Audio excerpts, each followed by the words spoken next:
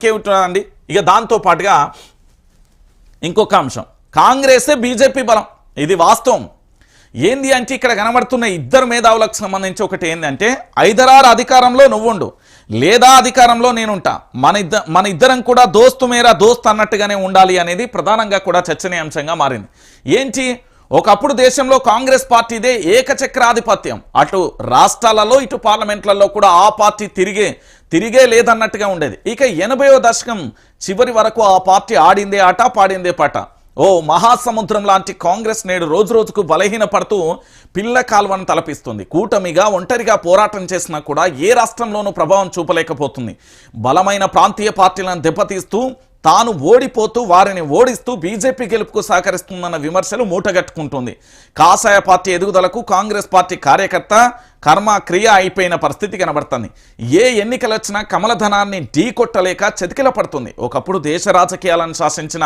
కాంగ్రెస్ ఇప్పుడు సాదాసీదాగా కూడా పార్టీ మానింది ఢిల్లీ ఎన్నికల ఫలితాలే దీనికి నిదర్శనంగా కూడా నిలుస్తున్న పరిస్థితి కనబడుతుంది ఇక్కడ ఒకసారి చూడండి ఢిల్లీ ఫలితాల్లో మరోసారి తేటతెల్లం జమ్మూ కాశ్మీర్ మహారాష్ట్ర ప్రాంతీయ పార్టీల కంటే పెలవ ప్రదర్శన ఆప్ను దూరం చేసుకోవడంతోనే గెలిచే హర్యానాలో కూడా కాంగ్రెస్ కూటమి పార్టీల మీదనే కాలు దూతున్న వైనం వెస్ట్ బెంగాల్తో టీఎంసీతోనూ కయ్యమే ఇక యూపీలో ఎస్పీతో కూడా అంతంత మాత్రమే ఏపీలోనూ పరోక్షంగా టీడీపీకి సపోర్ట్ చేస్తున్న కాంగ్రెస్ తెలంగాణ ఎన్నికలలో కాంగ్రెస్కు బీజేపీ సహకారం ఎన్నికల ముందు రాష్ట్రంలో బలమైన నాయకత్వాన్ని మార్చేసిన కమలం పెద్దలు అంటూ కూడా చూస్తున్న పరిస్థితి కనబడుతుంది పూర్తి స్థాయిలో ఇది యావత్తు దేశవ్యాప్తంగా కూడా చర్చనీయాంశంగా మారుతుంది భారతదేశ వ్యాప్తంగా కాంగ్రెస్ తనంతట తానే తన ఓటమిని తానే అంగీకరిస్తూ తనంతట తానే గోతి తవ్వుకొని పూర్తి స్థాయిలో కూడా పార్టీ కాస్త మహాసముద్రంలో ఉన్న కాంగ్రెస్ పార్టీ కాస్త ఈరోజు పిల్ల కాలువలా మారిపోయిన పరిస్థితి కనబడుతుంది ఈరోజు జమ్మూ కాశ్మీర్కు సంబంధించి చూసుకోండి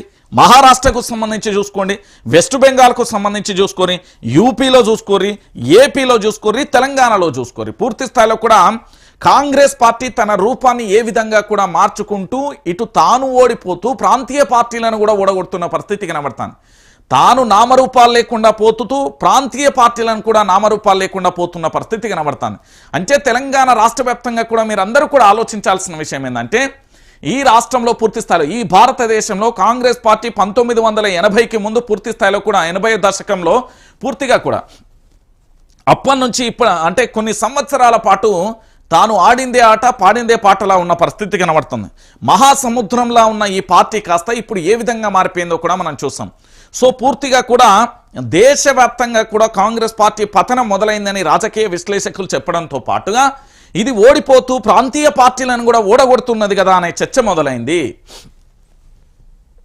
ఇక్కడ ఒకసారి చూడండి స్వాతంత్ర్యానికి ముందు పుట్టి దశాబ్దాల పాటు స్వాతంత్ర భారతాన్ని ఏలిన కాంగ్రెస్ నేడు తీవ్ర ఒడిదొడుకులను ఎదుర్కొంటుంది క్షేత్ర స్థాయిలలో ప్రజలలో నమ్మకాన్ని పొందలేక ప్రధాన ప్రత్యర్థి బీజేపీని ఓడించలేక జాతీయ రాజకీయాలలో నామమాత్రపు పాత్రను పోషిస్తుంది జవహర్లాల్ నెహ్రూ ఇందిరాగాంధీల ఏలుబడిలలో వరుస విజయాలను అందుకున్న ఆ పార్టీ తన ఉనికిని చాటుకోవడానికి నేడు ఆపసోపాలు పడుతుంది ఒకప్పుడు ఏపీ ఢిల్లీ లాంటి రాష్ట్రాలలో చారిత్రక విజయాలను సొంతం చేసుకోగా నేడు ఆయా రాష్ట్రాలలో ఒక్క అభ్యర్థిని కూడా గెలిపించుకోలేని హీన స్థితికి చేరుకుంది మోడీ నేతృత్వంలోని భారతీయ జనతా పార్టీని ధీటుగా ఎదుర్కోలేకపోతుంది కనీసం కూటమినైనా చెప్పుకోదగ్గ విజయాలను అందుకోలేకపోగా ఆయా పార్టీల విజయ అవకాశాలను కూడా దూరం చేస్తుంది ఢిల్లీ అసెంబ్లీ ఫలితాలలో ఈ విషయం మరోసారి స్పష్టమైంది కాంగ్రెస్ నేతృత్వంలోని ఇండియా కూటమి గతేడాది జరిగిన లోక్సభ ఎన్నికలలో బీజేపీకి బలమైన షాక్ ఇచ్చింది కమలం పార్టీకి చావుదెబ్బ తప్పి కన్నులొట్టబోయినంత పనైపోయిన పరిస్థితి కానీ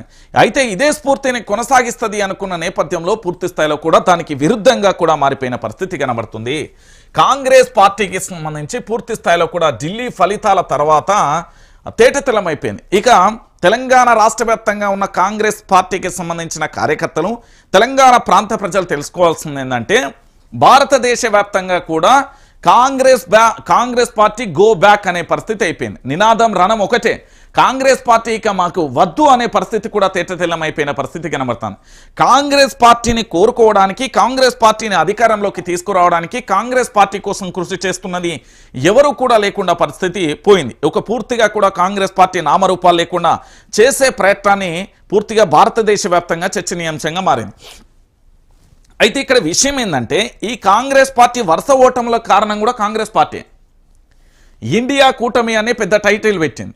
ఇండియా కూటమి పెట్టిన తర్వాత పూర్తి స్థాయిలో కూడా ఇటు ఆమ్ ఆద్మీ పార్టీని దూరం చేసుకున్నారు, ఇక దాంతో పాటుగా ఆపును దూరం చేసుకున్నారు, అటు ఎస్పీతో పరోక్షంగా లొల్లి ఉన్నది, ఇటు ఆంధ్రప్రదేశ్లో కూడా అదే పంచాయతీ నెలకొన్న పరిస్థితి కనబడుతుంది. ఆంధ్రప్రదేశ్లో పరోక్షంగా టీడీపీకే సపోర్ట్ చేస్తున్న పరిస్థితి కనబడుతుంది. అంటే పూర్తిగా కూడా చూడండి, భారతదేశ వ్యాప్తంగా ఏ రాష్ట్రంలో చూసుకున్నా కూడా తాను ఓడిపోతూ అక్కడ ప్రాంతీయ పార్టీలను కూడా బలహీనపరుస్తూ వాళ్ళ ఓటమికి కూడా కారణమవుతున్న కాంగ్రెస్ పార్టీ ఇవాళ మన తెలంగాణలో నీతులు చెప్తే మనం నమ్మాలి. ఇక ఆలోచించుకోరు ఇలాంటి కాంగ్రెస్ పార్టీ మనకు అవసరమా అనేది. ఇక దాంతో పాటుగా ఇంకొక అంశాన్ని కూడా చూడుర్రి. తెలంగాణ రైతుల దెబ్బ ఢిల్లీ కాంగ్రెస్ అబ్బా అన్నట్టుగా అయిపోయింది. కాంగ్రెస్ ఓటమిలో రాష్ట్ర రైతుల కీలక పాత్ర.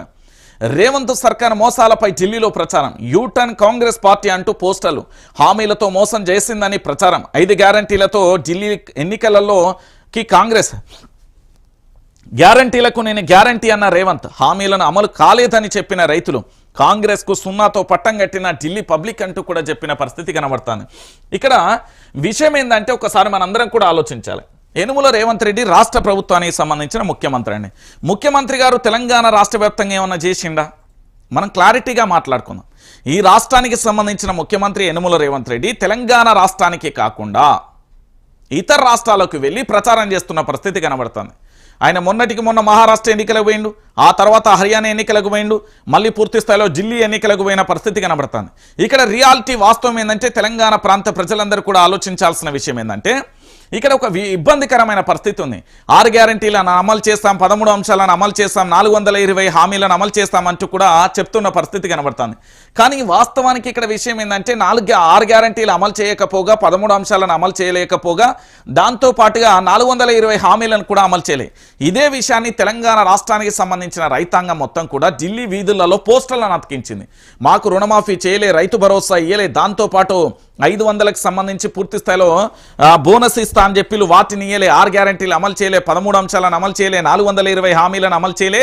ఇదంతా బూటకపు ప్రచారం మాత్రమే, మీరు నమ్మి మోసపోవద్దు ఢిల్లీ ప్రజలారా, మీరు మేల్కోవాలంటూ పూర్తి స్థాయిలో ప్రచారాన్ని మొదలు పెడితే ఇక ఏం చేయాలో దిక్కుతోచని స్థితులలో పూర్తి స్థాయిలో కూడా అక్కడ ఉన్న ప్రజలందరూ కూడా కాంగ్రెస్ పార్టీని నమ్మితే తెలంగాణ ప్రాంత ప్రజలు నష్టపోయిలు, ఇప్పుడు మనం కూడా నష్టపోవాల్సి వస్తుంది, ఇలాంటి కాంగ్రెస్ పార్టీ మనకు అవసరమా అంటూ పూర్తి స్థాయిలో చర్చ మొదలైన పరిస్థితి కనబడుతుంది.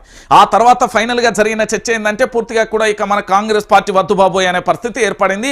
ఆఖరికి ఢిల్లీ ప్రజలు ఏం చేసిల్లంటే గాడిదిగుడ్డ, బందర్లడ్డ ఏదో ఒకటి చేతిలో పెట్టిన పరిస్థితి కనబడుతుంది.